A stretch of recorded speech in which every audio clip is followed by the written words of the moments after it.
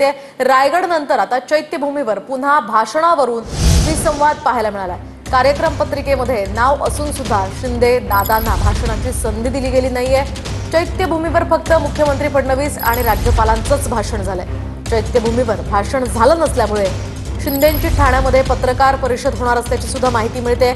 चैत्यभूमीच्या कार्यक्रमामध्ये भाषण कट झाल्यामुळे शिंदे नाराज असल्याची माहिती सूत्रांनी दिली आहे।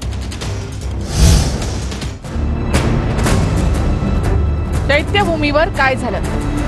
शिंदे अजितदादांचं नाव भाषणामधून कट। रायगड नंतर चैत्यभूमीवर पुन्हा भाषणावरून विसंवाद पाहायला मिळाला।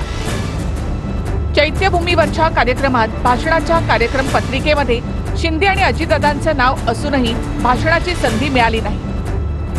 चैत्यभूमीवर भाषण करायला मिळालं नाही म्हणून शिंदेंनी ठाण्यामध्ये पत्रकार परिषद घेतली। राज्यपालांच्या कार्यक्रम पत्रिकेनुसार 10:10 अजितदादांचं आणि 10:15 एकनाथ शिंदे यांचं भाषण होतं। दोन्ही उपमुख्यमंत्र्यांना कार्यक्रम पत्रिकेनुसार 5-5 मिनिटं भाषण करण्याची संधी होती। चैत्यभूमीवर डॉक्टर बाबासाहेब आंबेडकर यांना अभिवादन केल्यानंतर थेट मुख्यमंत्री फडणवीसांचं भाषण सुरू झालं। यानंतर महाराष्ट्राचे मुख्यमंत्री देवेंद्र फडणवीस साहेबांना मी विनंती करते की आपले विचार इथे मांडावेत। सन्माननीय मुख्यमंत्री साहेब। त्यानंतर थेट राज्यपालांच्या नावाची भाषणासाठी उद्घोषणा झाली। Now I request Honorable Governor of Maharashtra C.P. Radhakrishnan sir share his thoughts with all of us. सन्माननीय राज्यपाल महोदयांना मी विनंती करते की आपण आपले विचार मनोगत आमच्यापर्यंत आज व्यक्त करावेत। सूत्रांच्या माहितीनुसार शिंदेंचं नाव कट झाल्यामुळे शिंदेंकडून अधिकाऱ्यांना विचारणा झाली। तेव्हा भाषण नसल्याची कल्पना तुम्हाला देण्यात आली नव्हती का, असं अधिकाऱ्यांनीच शिंदेंना विचारलं। शिंदे अजितदादांचं नाव असलेली कार्यक्रम पत्रिका काल रात्री बदलण्यात आली होती। कार्यक्रमानंतर अजितदादा थेट निघून गेले, तर कोणत्या अधिकाऱ्यांनी कार्यक्रम पत्रिका बदलली याची चौकशी शिंदेंकडून केली जात असल्याची माहिती सूत्रांकडून मिळते।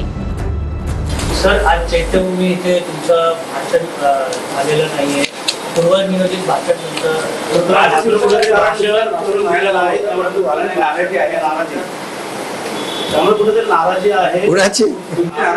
अरे चैत्यभूमीला जाणं, बाबासाहेबांचं दर्शन घेणं, बाबासाहेबांना विनम्र अभिवादन करणं यापेक्षा दुसरं मोठं काय असू शकतं। त्यामुळे आज बाबासाहेबांची जयंती चैत्यभूमीला झाली साजरी, आम्ही सगळे गेलो। आता इथं तुमच्या समोर झाली, इथं वेगवेगळ्या ठिकाणी हजारो लाखो ठिकाणी या ठिकाणी बाबासाहेबांची जयंती साजरी होते। त्याच्यात सगळ्यात आनंद प्रत्येकाला आहे। आणि